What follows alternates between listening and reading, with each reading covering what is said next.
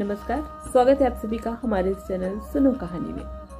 मैं गायत्री शुक्ला आज आपको सुनाने जा रही हूँ कर्म और भाग्य पर आधारित कहानी।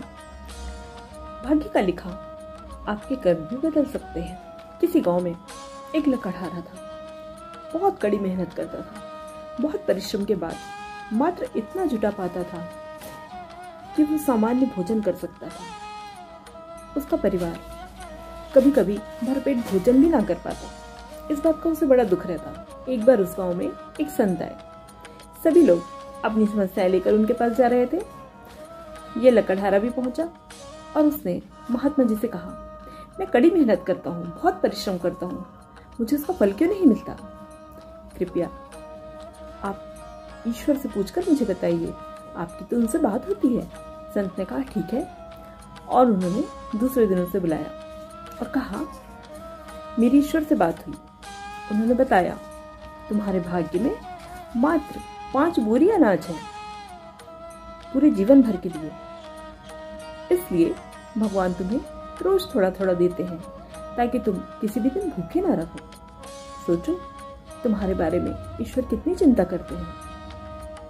ठीक है, वो उस वक्त वहां से चला गया, लेकिन बहुत सोचता रहा और 2 दिन बाद ही फिर महात्मा जी के पास वापस आया और उसने कहा, कृपया आप ईश्वर से कहिए मेरे हिस्से का वो 5 बोरी अनाज मुझे एक ही दिन में दे दे, ताकि मैं कम से कम 1 दिन 2 दिन तो भरपेट भोजन कर सकूं, जी भरकर जी सकूं।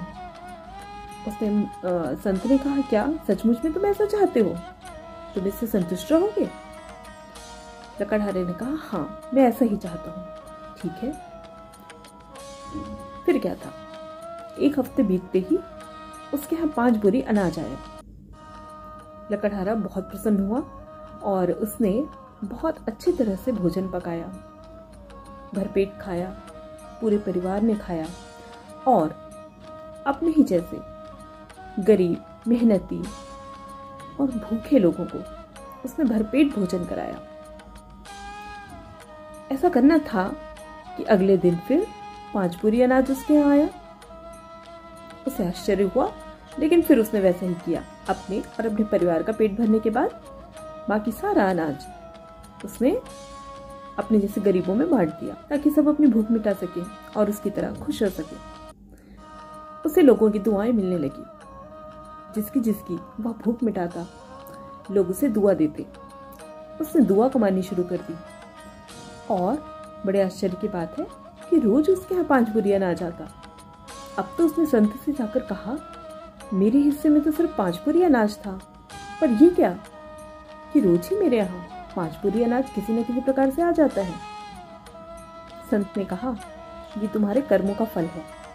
तुम्हारे भाग्य में तो मात्र 5 बोरी अनाज थे, पर जो तुमने कर्म किए हैं, तुमने जो दूसरों की भूख मिटाई है, दूसरों की परवाह की है, ये उसी का फल है। तुमने संचय नहीं किया, बल्कि तुमने बांटा, दिया। ये होता है देने का प्रतिफल, दान का प्रतिफल, किसी की भूख मिटाने का प्रतिफल और कर्मों का फल।